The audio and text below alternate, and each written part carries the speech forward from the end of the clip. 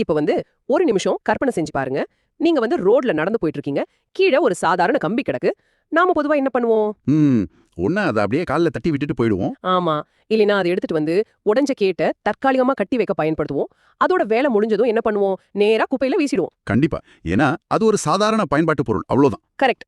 ஆனா நீங்க குப்பையில தூக்கி எறிகிற அதே மாதிரி ஒரு கம்பி ஒரு பெரிய ஆர்ட் கேலரியில ஒரு கண்ணாடி கூண்டுக்குள்ள பல $100 விற்கப்படும் ஒரு காஸ்ட்லியான ஷோபீல இருந்தா எப்படி இருக்கும்? வாவ், கேக்குறதுக்கு ரொம்ப ஆச்சரியமா இருக்கு. நிஜமாவே ஆச்சரியம் தான். இப்போ சோஷியல் மீடியால பல மில்லியன் வியூஸ் போயிட்டு இருக்கிற ஒரு வைரல் வீடியோவை பத்தி தான் நாம இன்னைக்கு இந்த ஆழமான தேடல்ல விரிவாக அலச போறோம். சரி, இத கொஞ்சம் விரிவாக பார்ப்போம். வெறும் கம்பி எப்படி காஸ்ட்லியான ஷோ பீஸா மாறுகிறது அப்படிங்கிற அந்த ரகசியத்தை நம்ம உடைக்க போறோம். நிச்சயமா. இந்த வீடியோவை நான் பார்த்தப்போ இது வெறும் ஒரு கலை சம்பந்தப்பட்ட விஷயம் மட்டும் கிடையாதுன்னு தோணுச்சு. ஓ, வேற என்னவா பாக்குறீங்க இத?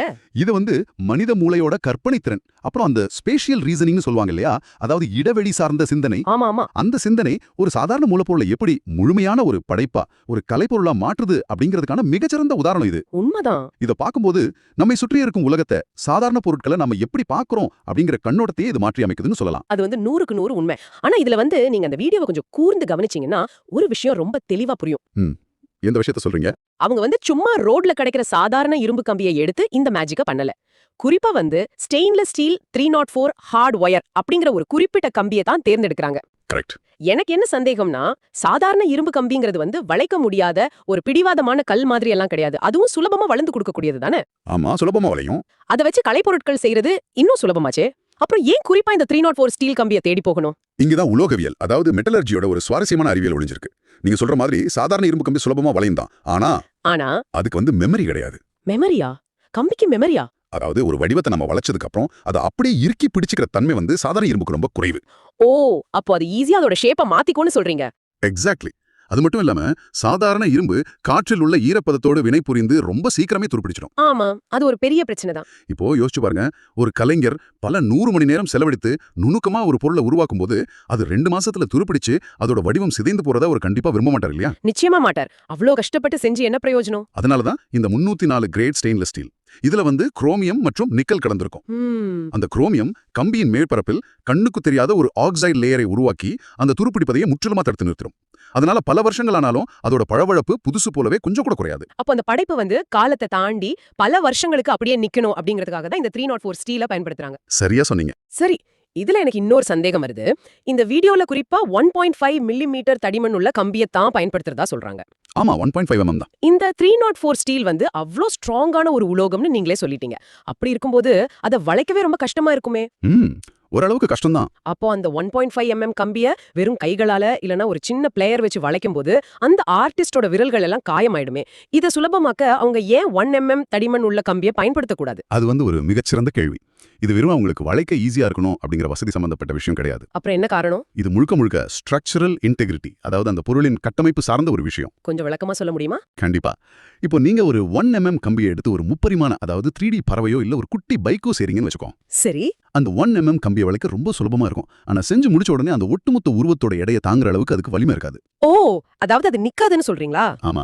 நீங்க செஞ்சு முடிச்ச உடனே அந்த பறவை தன் சொந்த எடையை தாங்க முடியாம அப்படியே வளைஞ்சு கொலாப்ஸ் ஆகி விழுந்துரும். அடப்பாமே, அப்போ அது ரொம்ப மெலிசா இருந்தா 3D ஸ்ட்ரக்சர் நிக்காது. அதனால தான் 1.5 mm போறாங்களா? ஆமா.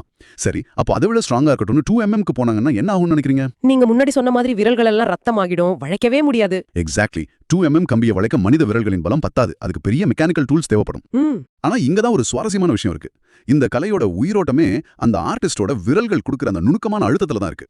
ஒரு பெரிய எந்திரத்தை வச்சு வளைக்கும் போது அந்த ஃபீட்பேக் கலைஞனுக்கு கிடைக்காது. ஆமாம், அந்த ஒரு ஆர்டிஸ்டிக் ஃபீல் போய்டும். அதனாலதான் இந்த 1.5 mm அப்படிங்கிறது உலகத்திலேயே மிகச்சிறந்த சைஸ். ஒரு கோல்டிலாக் ஜோன் மாதிரி சொல்லலாம். ஓஹோ, ரொம்ப மெலிசாவும் இல்லாம ரொம்ப குண்டாவும் இல்லாம. கரெக்ட். அது மனித விரல்களாலும் ஒரு சின்ன பிளேயராலும் வளைக்கக்கூடிய அளவுக்கு மென்மையாகவும் இருக்கு. அதே சமயம் ஒரு 15 இன்ச் 3D உருவத்தை எந்த சப்போர்ட்டும் இல்லாம தாங்கி நிக்கிற அளவுக்கு ரொம்ப ஸ்ட்ராங்காவும் இருக்கு. அதாவது ஒரு ஆர்டிஸ்டோட கைகளுக்கும் அந்த கம்பிக்கும் இடையில நடக்கிற ஒரு தொடர்ச்சியான இயற்பியல் போராட்டம் தான் இந்த கலைன்னு சொல்லலாம். ரொம்ப அழகா சொன்னீங்க. ஆனா இதை விட என்ன பிரமிக்க வச்ச இன்னொரு விஷயம் இருக்கு. என்னது? சரியான கம்பியை தேர்ந்தெடுத்து விட்டோம். சரி, ஆனா அந்த தனித்துவமான கம்பியை கொண்டு அவங்க என்ன பண்றாங்க, எப்படி பண்றாங்கன்னு பாக்கும்போது தான் தலை சுத்துது. ஆமா, அவங்க செய்யற விஷயங்கள் சாதாரணமானவை கிடையாது. அவங்க செய்யற அந்த குட்டி குட்டி பைக், கார், அழகான பறவைகள், விலங்குகளின் உருவங்கள், இது அத்தனையும் அவங்க ஒரு முறை கூட இடையில வெட்டாம கட் பண்ணாம செய்றாங்க. அதாவது ஒரே ஒரு ஒத்த கம்பியிலே ஒரு சிங்கிள் கண்டினியூஸ் வயர்ல செஞ்சு முடிக்கிறாங்க. இல்ல கேட்கும்போதே எனக்கே கொஞ்சம் ஆச்சரியமா இருக்கு. நிறைய பேருக்கு இந்த சந்தேகம் வரும். ஒரு முறை கூட இடையில வெட்டாம எப்படி ஒரு பைக் அல்லது பறவையை ஒட்டுமொத்தமா ஒரு கம்பியில உருவாக்க முடியும்?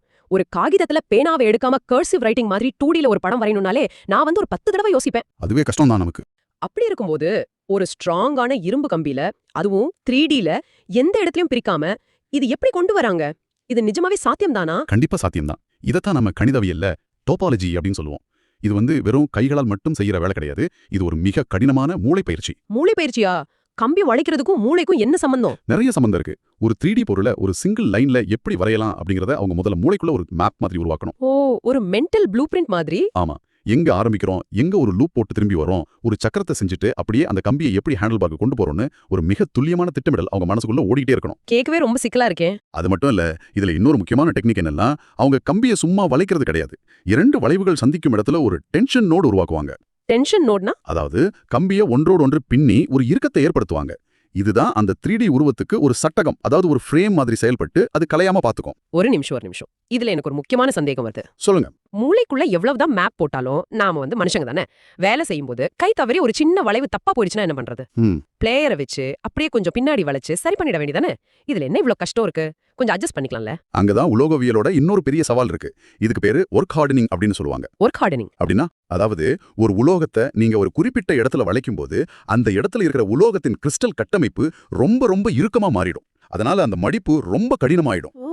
இப்போ நீங்க தப்பு பண்ணிட்டோன்னு அதை திருப்பி பழையபடி நேராக்க நினைச்சீங்கன்னா அது சீரா வளையாது. அப்போ என்ன ஆகும்? ஒன்னு அந்த இடத்துல ஒரு நிரந்தரமான அசிங்கமான சுருக்கம் விழுந்துடும், இல்லனா அந்த உலோகம் பொறுமை இழந்து அந்த இடத்துல அப்படியே உடைஞ்சிடும். வாவ், அதாவது இதுல அன்டு பட்டனே கிடையாதுன்னு சொல்றீங்க. கம்ப்யூட்டர்ல ஒரு தப்பு பண்ணா Ctrl+Z அழுத்திடலாம். ஆமா, ஆனா இங்க அப்படி பண்ண முடியாது. இங்க ஒரு சிறு தப்பு நடந்தாலும், ஒரு வளைவு தப்பாகி போனாலும் பல மணி நேர உழைப்பும் அந்த ஒட்டுமொத்த பறவையின் உருவமும் சிதைந்து வீணாகிவிடும். இது ரொம்ப பெரிய ரிஸ்காச்சே. சரியா சொன்னீங்க. கை பக்குவம் எவ்வளவு முக்கியம்னு இப்ப புரியுதா? அதனாலதான் அந்த கலைஞர்கள் ஒவ்வொரு வளைவுக்கு முன்னாடியும் 100 தடவை யோசிப்பாங்க. ஆமா, அந்த பொறுமை ரொம்ப முக்கியம். செஸ் விளையாடுற ஒரு கிராண்ட் மாஸ்டர் எப்படி அடுத்த 10 மூவ்களை மனசுக்குள்ளேயே கணிப்பாரோ, அதே மாதிரி இந்த ஆர்டிஸ்ட் அந்த 3D உருவத்தோட ஒட்டுமொத்த வடிவத்தையும் தம் மனக்கண்ல பாத்துக்கிட்டே ஒவ்வொரு மடிப்பையும் உருவாக்குவார். அந்த ஒரு துல்லியம், அந்த பொறுமை தான் இந்த கலையின் உண்மையான ரகசியம். இத கேட்கும்போதே அந்த ஆர்டிஸ்டோட பொறுமை மேல எனக்கு மிகப்பெரிய மரியாதை வருது. சரி, இவ்வளவு கஷ்டப்பட்டு பொறுமையா மூளையை கசக்கி ஒரு கலையை உருவாக்குறாங்க. ஆமா, ஆனா எனக்கு இன்னொரு பக்கம் ஒரு பெரிய கேள்வி வருது. நாம இப்ப வந்து ஒரு நவீன இயந்திர உலகத்துல இருக்கோம். டெக்னாலஜி வளர்ந்துருச்சு. ஒரு 3D பிரிண்டர் மூலமா எவ்வித குறையும் இல்லாத ஒரு பெர்ஃபெக்ட்டான பிளாஸ்டிக் பறவைய ஒரு 10 சென்ட் செலவுல ஈஸியா பிரிண்ட் பண்ணிட முடியும். கண்டிப்பா முடியும். அப்படி இருக்கும்போது ஏன் மக்கள் ஒரு ஒத்த கம்பிக்கு $200 $300 கொடுத்து வாங்குறாங்க? இந்த மனித உழைப்புக்கு இன்றைய மார்க்கெட்ல நிஜமாவே அவ்வளவு பெரிய டிமாண்ட் இருக்கா? இதை நாம வந்து ஒரு பெரிய சுழற்சியோட தொடர்பு படுத்தி பார்த்தா இதோட அர்த்தம் புரியும். இங்க நாம மனித உளவியலோட ஒரு சுவாரஸ்யமான பக்கத்தை பார்க்கணும். இதுக்கு பேரு உழைப்பின் மாயை, அதாவது லேபர் எல்யூஷன் அப்படின்னு சொல்லுவாங்க. லேபர் எல்யூஷன் கொஞ்சம் விரிவா சொல்லுங்களேன். மக்கள் வந்து ஒரு பொருளோட மதிப்பை அது எவ்வளவு பர்ஃபெக்ட்டா இருக்கு அப்படிங்கறத வச்சு மட்டும் தீர்மானிக்கிறது கிடையாது. ஓ, அப்போ வேற எதை வச்சு தீர்மானிக்கிறாங்க? அந்த பொருளை உருவாக்குறதுக்கு பின்னாடி எவ்வளவு மனித உழைப்பும் போராட்டமும் இருந்திருக்கு அப்படிங்கறத பார்க்கும்போது தான் அதோட மதிப்பை மனதளவுல அவங்க உயர்த்துறாங்க. புரியுது. நீங்க சொன்ன மாதிரி ஒரு 3D பிரிண்டர்ல இருந்து வர்ற பொருள் 100% குறையில்லாம இருக்கலாம். ஆனா அதுல எந்த உணர்வும் இருக்காது. அது ஒரு ஆன்மா இல்லாத பிளாஸ்டிக். ஆமா, அது ஒரு மெஷின் செஞ்சது. ஆனா இந்த ஒத்த கம்பி கலையை பார்க்கும்போது ஒவ்வொரு வளைவுக்கும் பின்னாலும் ஒரு கலைஞனின் விரல்கள் பட்ட வலி, அவனுடைய பல மணி நேர கவனம் எல்லாமே அந்த பொருளோட சேர்ந்து நம்ம கண்களுக்கு தெரியுது. வாவ், அதாவது அந்த கம்பி கலையில இருக்க சின்ன சின்ன குறைகள் கூட அதோட மதிப்பு குறைக்கிறது இல்ல. இல்ல, நிச்சயமா இல்ல. மாறாக இது ஒரு மனிதன் கைகளால் கஷ்டப்பட்டு செய்யப்பட்டது அப்படிங்கிற உயிரோட்டத்தை, அந்த நம்பகத்தன்மையை அதிகப்படுத்துதுன்னு சொல்றீங்க. பெர்ஃபெக்ஷனை விட மனித கைகளின் அந்த தனித்துவமான உழைப்புக்கு தான் மக்கள் இப்போ அதிகம் ஏங்குறாங்க போல. ஆமாம், அது மட்டும் இல்லாம இதோட பொருளாதார மாடலும் ரொம்பவே வித்தியாசமானது. இது ஒரு சூப்பரான பார்ட் டைம் பிசினஸ் கூட. அப்படியா? எப்படி சொல்றீங்க? இப்போ ஒரு தொழிற்சாலை ஆரம்பிக்கணும்னா உங்களுக்கு பெரிய இயந்திரங்கள், இடம், மின்சாரம்னு நிறைய தேவைப்படும். நிறைய முதலீடு வேணும். ஆமா, அது பெரிய ப்ராசஸ். ஆனா இந்த கலையை பொறுத்த வரைக்கும் ஒரு பெரிய ரோல் ஸ்டெயின்லெஸ் ஸ்டீல் வயரோட விலை ரொம்ப ரொம்ப குறைவு. அதை வச்சு நூற்றுக்கணக்கான குட்டி குட்டி கலைப்பொருட்களை செய்ய முடியும். ஓ, இங்க முதலீடு அப்படிங்கிறது அந்த மூலப்பொருள் கிடையாது, அந்த கலைஞனின் திறமை தான். அமேசான், எட்சி போன்ற ஆன்லைன் வெப்சைட்டுகள்ல இது டாலர்களில் விற்கப்படுகிறது. இத கேட்கும்போது எப்படி இருக்குன்னா, ஒரு சின்ன விதையை நட்டு அதிலிருந்து ஒரு பெரிய மரத்தின் பலனை அறுவடை செய்யற மாதிரி இருக்கு. ரொம்ப சரியான ஓமை. சாதாரணமா ஒரு பொருளை வாங்கி அதிக விலைக்கு விற்கிறது வியாபாரம். ஆனா இங்க மூலப்பொருளோட விலை ஒரு சில $100 தான். மீதி இருக்கிற அத்தனை மதிப்பும் அந்த கலைஞனின் கற்பனை திறனுக்கும் அந்த இடைவெளி சார்ந்த அறிவுக்கும் கொடுக்கப்படுற விலை. ஆமா, அதுதான் உண்மையான மதிப்பு. வீட்லயே ஒரு மூலையில ஒரு சின்ன டேபிள் அமர்ந்துகிட்டு ஒரு கம்பி, ஒரு பிளேயர் வச்சுக்கிட்டு உலகளாவிய அளவுல ஒருத்தரால பிசினஸ் பண்ண முடியுது. எந்த ஒரு பெரிய ஃபேக்டரியின் துணையும் இல்லாமல் ஒரு மனிதன் தன் மூளையை மட்டுமே மூலதனமாக வச்சு டாலர்களில் பணம் சம்பாதிக்க முடியும் என்பது இந்த கிரியேட்டர் எக்கானமியோட மிகப்பெரிய வெற்றி இல்லையா? கண்டிப்பா. இது கலையை மட்டும் ஜனநாயகப்படுத்தல, வியாபாரத்தையும் ஜனநாயகப்படுத்துது. நிச்சயமா. ஒரு பொருள் வெறும் இரும்பு கம்பியாக இருக்கும்போது அதோட மதிப்பு 0. ஆனா அது மனிதனின் சிந்தனையோட சேரும்போது அது அளவிட முடியாத ஒரு பொக்கிஷமாக மாறுது. அதை அங்கீகரிக்க, அதுக்கு உரிய விலை கொடுக்க இன்றைய சமூகம் தயாராகவே இருக்கு அப்படிங்கிறது ரொம்ப பாசிட்டிவான ஒரு விஷயம். ஆமா, அது ரொம்ப ஆரோக்கியமான ஒரு மாற்றமும் கூட. இன்னைக்கு நாம இந்த தேடலின் மூலமா பல விஷயங்களை உடைத்து பார்த்திருக்கோம். ம். ஆலும் உழைப்பின் மாயா என்ற உளவியலாலும் ஒரு மாபெரும் கலைப்பொருளாக உருமாறுகிறது என்பதை நம்ம ரொம்ப ஆழமா அலசியிருக்கோம். உண்மைதான். இடையில வெட்டப்படாத அந்த ஒத்த கம்பி ஒரு பறவையாகவும் பைக்காகவும் உயிர் தெழுகிறதுங்கிறது வெறும் கலை இல்ல. அது மனிதனின் பொறுமைக்கும் கற்பனை திறனுக்கும் கிடைத்த மிகப்பெரிய வெற்றி. சாதாரண பொருளையும் காஸ்ட்லியான ஷோபீஸா மாற்ற முடியும் அப்படிங்கறத இது நிரூபிச்சிருக்கு. ரொம்ப அழகா தொகுத்து சொன்னீங்க. இந்த முழு உரையாடலில் இருந்தும் ஒரு சின்ன சிந்தனையை நான் கேட்கும் உங்களுக்கு முன்வைக்க விரும்புறேன். சொல்லுங்க. மாபெரும் படைப்பாக மாறியதோ அதே போல கொஞ்சம் உங்களைச் சுற்றி பாருங்கள். ம். உங்கள் வீட்டிலோ உங்களைச் சுற்றி நீங்கள் தினசரி கடந்து செல்லும் இது இவ்வளவுதான் என்று நீங்கள் ஒதுக்கி வைத்த எந்த சாதாரண பொருள் உங்களின் சிறு கற்பனை திறனுக்காகவும் புதிய கோணத்திற்காகவும் காத்துக் கொண்டிருக்கிறது. கொஞ்சம் யோசித்துப் பாருங்கள். அதை பார்க்கும் விதத்தை கொஞ்சம் மாற்றினால் அதனுள் ஒளிந்திருக்கும் அந்த அசாதாரணமான மதிப்பு என்னவாக இருக்கும்? ரொம்ப ரொம்ப அருமையான ஆழமான ஒரு கேள்வி. ஒரு பொருளின் மதிப்பு அது என்னவாக இருக்கிறது என்பதில் இல்லை, நாம் அதை எப்படி பார்க்கிறோம், எப்படி பயன்படுத்துகிறோம் என்பதில் தான் இருக்கிறது. கரெக்ட். அந்த ஒரு பாசிட்டிவான சிந்தனையோடவே நாம இன்றைய விரிவான அலசலை நிறைவு செய்வோம். உங்களைச் சுற்றியுள்ள சாதாரண பொருட்களில் ஒளிந்திருக்கும் அந்த அசாதாரணமான சாத்தியக்கூறுகளை தேடுங்கள். மீண்டும் அடுத்த ஒரு சுவாரஸ்யமான, உங்களை சிந்திக்க வைக்கும் மற்றொரு புதிய தேடலில் சந்திக்கிறோம். அதுவரை தொடர்ந்து தேடுங்கள்.